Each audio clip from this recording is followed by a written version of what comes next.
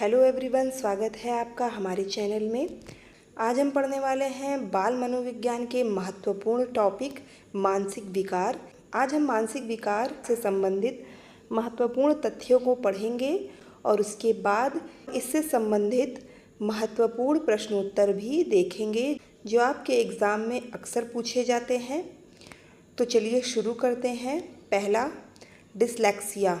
Dyslexia यह एक सीखने से जुड़ा विकार है जिसमें बच्चे को पढ़ने और शब्द पहचानने में कठिनाई होती है।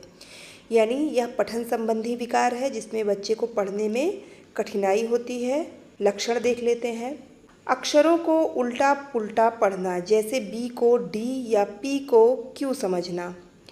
शब्दों को जोड़ने और वाक्य समझने में कठिनाई, यानी बच्चा शब्द जोड़ जोड़ कर नहीं पढ़ पाता है और वाक्य को पूरा नहीं समझ पाता है। पढ़ाई का स्तर उम्र के अनुसार बहुत कम रह जाता है। उदाहरण, अगर किताब में लिखा है राम गाता है तो बच्चा पढ़ेगा राम तागा है या राम गाता ही, यानी उसे उल्टा पुल्टा करके पढ़ देगा, सीधा सीधा नहीं पढ़ पाएगा। डिसलेक्सिया को पठन संबंधी विकार कहते हैं और डिसलेक्सिया में बच्चा सही से नहीं पढ़ पाता है, उल्टा पुल्टा पढ़ने लगता है। दूसरा विकार है डिस्ग्राफिया। यह विकार लिखने की क्षमता से जुड़ा हुआ है, यानी बच्चा इसमें लिखने में गलती करता है। लक्षण देख लेते हैं। लिखावट बहुत खराब और असमान होती है। अक्षर ठीक से नहीं बना पाता है बच्चा। वाक्य अधूरे या अव्यवस्थित लिखता है। लिखते समय हाथ और आँख का समन्वय ठीक से काम नहीं करता है। उदाहरण से समझते हैं। कक्षा में भारत मेरा देश है लिखना है तो बच्चा लिखेगा भात मेर दसे है, यानी कि वह ठीक से अक्षर नहीं बना पा रहा है।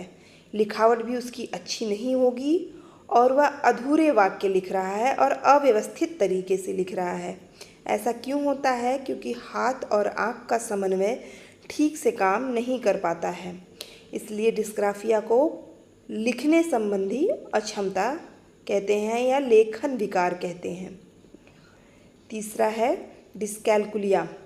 यह विकार गणितीय अवधारणाओं को समझने में कठिनाई पैदा करता है। यानी अगर पूछा जाए डिस्कैल्कुलिया कैसा विकार है तो कहा जाएगा गणितीय अवधारणा संबंधी विकार है या गणितीय विकार है। अब इसको याद करने का ट्रिक क्या है? कैलकुलिया मतलब कैलकुलेशन और कैलकुलेशन गणित में होता है, इसलिए आप इसको इस ट्रिक से याद रखिएगा कि यह गणितीय विकार है। डिस्ग्राफिया को भी एक बार थोड़ा ट्रिक के माध्यम से समझते हैं। ग्राफिया से आप समझ जाइएगा कि ग्राफ बनाना यानी लिखना, तो ये लिखने संबंधी विकार हो गया है। तो यहाँ पर हमने ये देखा कि डिस्कैल्कुलिया गणितीय अवधारणा संबंधी विकार हैं। लक्षण देख लेते हैं। जोड़ घटाव गुणा भाग में बार बार बच्चा गलती करेगा। संख्याओं का क्रम याद नहीं रख पाएगा। समय और तिथियों को समझने में भी बच्चे को परेशानी होगी। उदाहरण देखते हैं। अगर पूछा जाए 7 + 5 बराबर क्या, तो बच्चा बार बार गलत उत्तर देगा, जैसे 10 या 15। यदि आप बच्चे को बार बार सिखाएंगे, बार बार बताएंगे कि 7 + 5 12 होता है, तो बच्चा गलत ही उत्तर देगा। आप चाहे जितना भी उसे सिखा लीजिए, वो 10 या 15 ही बताएगा। ADHD, इसका मतलब है attention deficit hyper activity disorder, इसका फुल फॉर्म है। ये कैसा विकार है? इसमें बच्चा बेहद सक्रिय होता है और ध्यान केंद्रित नहीं कर पाता है। लक्षण देखते हैं। एक जगह बैठने में कठिनाई होगी, बच्चा एक जगह नहीं बैठा रहेगा। कक्षा में इधर उधर देखना, बार बार बात करना। काम अधूरा छोड़ देना, यानी वो कार्य अपना कभी पूरा नहीं करेगा, अधूरा ही छोड़ देगा। पढ़ाई पर ध्यान न लगाना और उसका मन पढ़ाई में नहीं लगेगा। उदाहरण से समझते हैं। शिक्षक पाठ पढ़ा रहे हैं, बाकी बच्चे सुन रहे हैं, लेकिन ADHD वाला बच्चा पेंसिल से खेल रहा होगा, कुर्सी से उठ जाएगा या दूसरे बच्चे से बातें करेगा, यानी वो पढ़ाई में बिल्कुल भी इंटरेस्ट नहीं लेगा। पांचवा है ऑटिज्म स्पेक्ट्रम डिसऑर्डर। यह एक सामाजिक और संवाद से जुड़ा विकार है। आइए लक्षण देख लेते हैं। दूसरों से आंख मिलाकर बात ना करना। एक ही चीज़ बार बार करना, जैसे खिलौने को बार बार घुमाना। बोलचाल में कठिनाई होना। दूसरों की भावनाओं को ना समझ पाना। ये ऑटिज्म स्पेक्ट्रम डिसऑर्डर के लक्षण हैं। उदाहरण से समझते हैं। अगर माँ बाप मुस्कुरा रहे हैं तो बच्चा प्रतिक्रिया नहीं देगा और अगर कोई मजाक करे तो भी समझ नहीं पाएगा। मतलब बच्चा समझ ही नहीं रहा है कि माँ बाप क्यों मुस्कुरा रहे हैं, इसलिए वो प्रतिक्रिया नहीं दे रहा है। किसी का मजाक भी बच्चा नहीं समझ पा रहा है। तो इसमें बच्चा आंखें मिला के बात नहीं कर पाता है और एक ही चीज़ को बार बार दोहराता है। साथ ही बोलचाल में भी बच्चे को कठिनाई होती है और दूसरों की भावनाओं को नहीं समझ पाता है, जैसे कि कोई उसे देखकर क्यों मुस्कुरा रहा है या कोई मजाक क्यों कर रहा है, वो इन सब चीज़ों को नहीं समझ पाता है। छठवां है वाक विकार, स्पीच डिसऑर्डर। इसमें बच्चा बोलने या शब्द उच्चारण में समस्या झेलता है। इसमें बच्चे को बोलने में परेशानी होती है, शब्द के उच्चारण करने में परेशानी होती है। ये दो प्रकार से होते हैं, यानी वाक विकार संबंधी या स्पीच डिसऑर्डर संबंधी विकार को हम दो भागों में बांट सकते हैं। पहला है हकलाना, दूसरा है तुतलाना। हकलाने में बच्चा बोलते समय रुक रुक कर बोलता है। तुतलाने में सा को था या शा को शा बोलेगा। शब्दों को सही उच्चारित नहीं कर पाएगा बच्चा। उदाहरण से समझते हैं। सूरज उगा है बोलना है, लेकिन बच्चा बोलेगा थूरज उगा है, या स सूरज उगा, इस प्रकार से बोलेगा। तो इसमें इस यानी वाक विकार में दो प्रकार के विकार हैं, हकलाना और तुतलाना। और यहाँ पर आप उदाहरण से इसको आसानी से समझ सकते हैं। आइए निष्कर्ष देख लेते हैं। ये सारे विकार सामान्य बुद्धि वाले बच्चों में भी हो सकते हैं। इसका मतलब यह नहीं है कि बच्चा कमज़ोर है, बल्कि उसे विशेष शैक्षिक सहायता, जिसे रेमेडियल टीचिंग कहते हैं, की ज़रूरत होती है। सही समय पर पहचान और सहयोग से ऐसे बच्चे भी सामान्य बच्चों की तरह सीख सकते हैं। आप समझ गए होंगे कि ये बच्चे भी सामान्य बच्चे ही होते हैं, ये कोई विशेष बच्चे या विशिष्ट बच्चे नहीं हैं।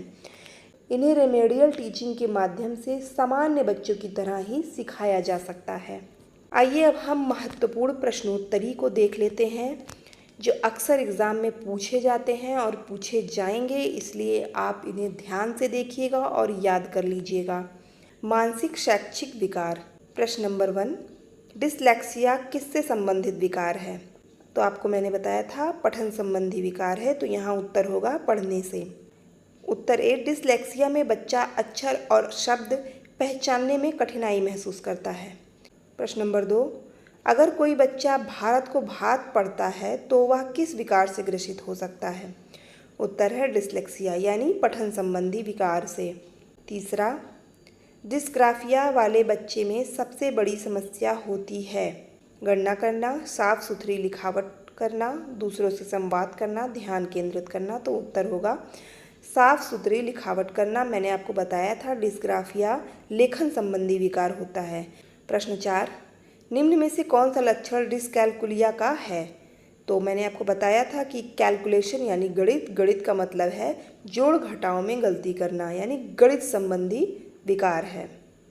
तो इसका उत्तर होगा जोड़ घटाव में गलती करना। प्रश्न नंबर 5, ADHD वाले बच्चे की पहचान है बहुत शांत रहना, ध्यान केंद्रित न रहना। यानी ADHD वाले जो बच्चे होते हैं वो बहुत ज़्यादा एक्टिव होते हैं, हाइपर एक्टिव होते हैं, तो वो एक जगह पर ध्यान नहीं लगा पाते हैं। प्रश्न नंबर 6, ऑटिज्म से ग्रसित बच्चे की विशेषता है? तो उत्तर है आँख से संपर्क ना कर पाना। ऑटिज्म को आप आँख समझ लीजिए और ये मान के चलिए कि बच्चा आँखों में आँख मिला के बात नहीं कर पाएगा, संपर्क नहीं कर पाएगा और एक ही चीज़ को बार बार दोहराएगा और सामाजिक संपर्क नहीं बना पाएगा। प्रश्न नंबर 7, शा को था बोलना किस विकार का उदाहरण है? डिसलेक्सिया, डिस्ग्राफिया, वाक विकार, ADHD। तो वाक विकार यानी स्पीच डिसऑर्डर, जो दो प्रकार के होते हैं वाक विकार, पहला हकलाना, दूसरा तुतलाना। प्रश्न नंबर 8, यदि कोई बच्चा कक्षा में बार बार उठकर घूमता है, ध्यान नहीं देता और काम अधूरा छोड़ देता है, तो वह संभवतः ADHD से ग्रसित है। ADHD से ग्रसित बच्चे मैंने आपको बताया है ध्यान केंद्रित नहीं कर पाते हैं, बार बार इधर उधर घूमते हैं और काम अधूरा छोड़ देते हैं। प्रश्न नंबर 9, शिक्षक को डिस्लेक्सिया वाले बच्चे की मदद कैसे करनी चाहिए? तो उत्तर होगा बड़े और स्पष्ट अक्षरों में पढ़ाना, क्योंकि डिस्लेक्सिया एक पठन संबंधी विकार है।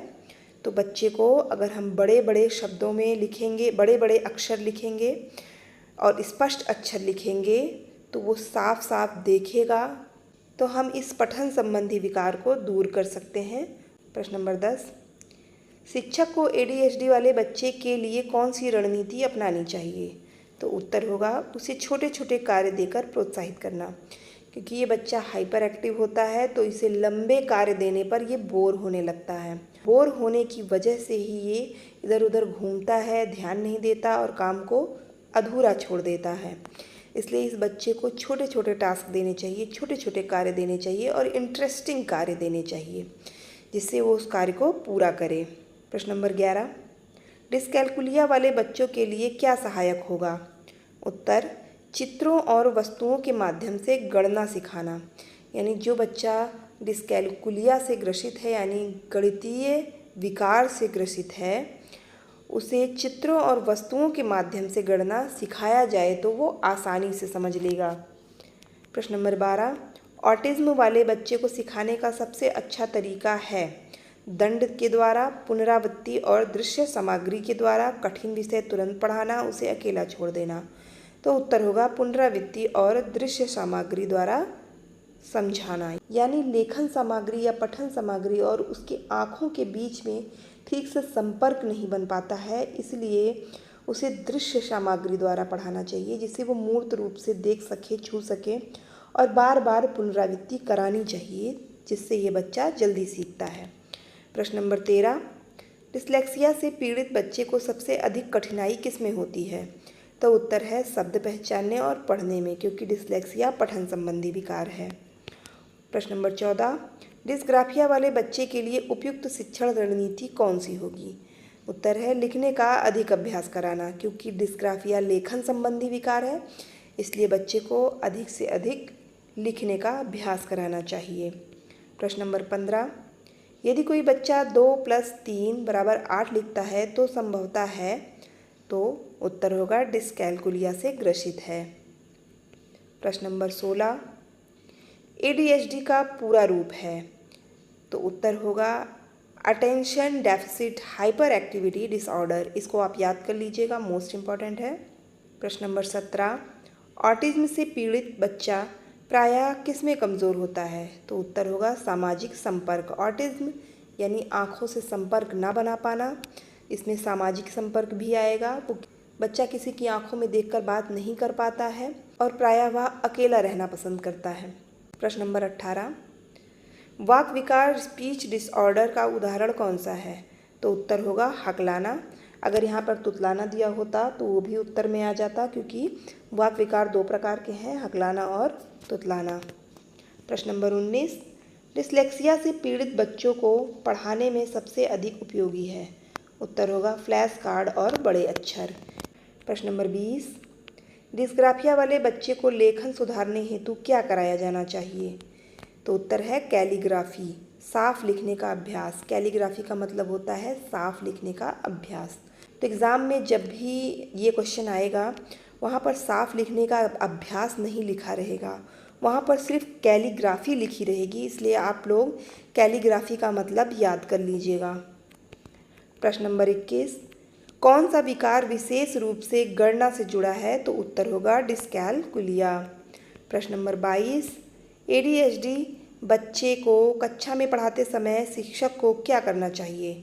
तो उत्तर है कार्य को छोटे हिस्सों में बांटना, क्योंकि ADHD से ग्रसित बच्चा लंबे कार्य को नहीं कर पाता है, वो बोर हो जाता है और इधर उधर घूमने लगता है। प्रश्न नंबर 23, ऑटिज्म वाले बच्चे को कौन सा वातावरण अधिक सहायक होता है?